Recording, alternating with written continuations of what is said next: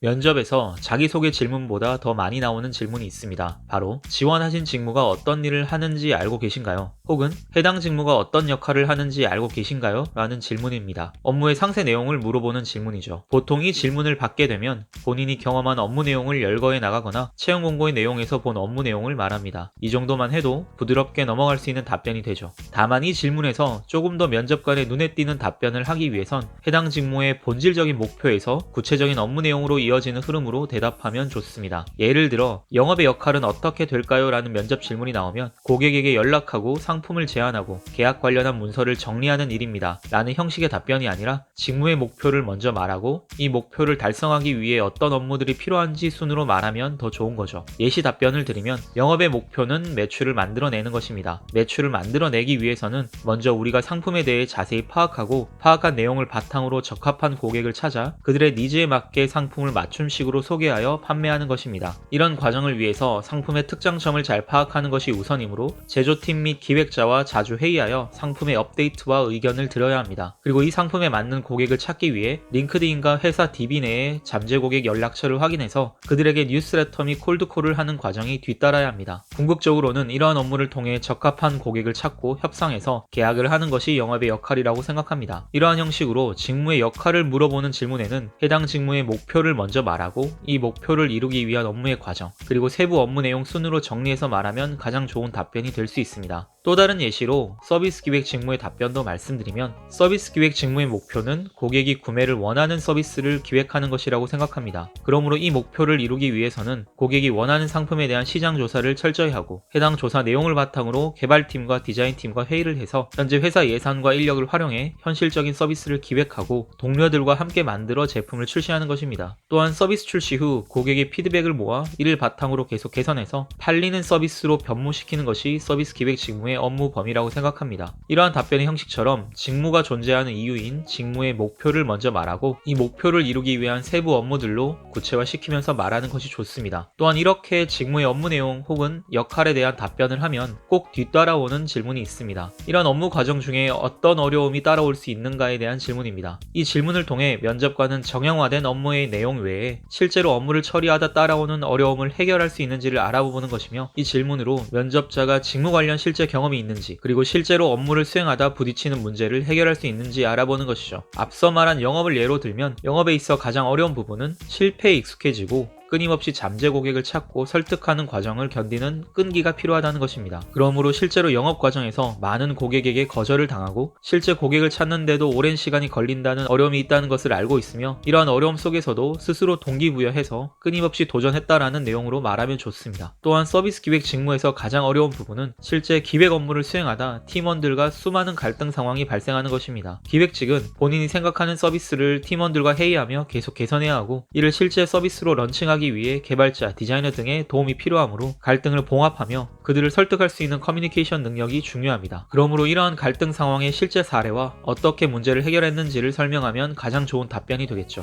이렇게 직무의 목표와 그 목표를 이루기 위한 세부 업무 내용을 말하는 것, 그리고 이 업무를 수행하며 따라오는 어려움과 해결 사례까지 언급한다면 해당 직무의 역할에 대해 완벽히 답변했다고 볼 수 있습니다. 그러므로 면접 가시기 전에 채용 공고 내용을 다시 한번 보고 기재된 업무 내용이 이루고자 하는 직무의 목표를 생각해서 상세 업무 내용에 연결한 다음 본인이 경험한 실제 어려움과 해결 방법까지 함께 설명한다면 좋은 결과가 있을 것입니다.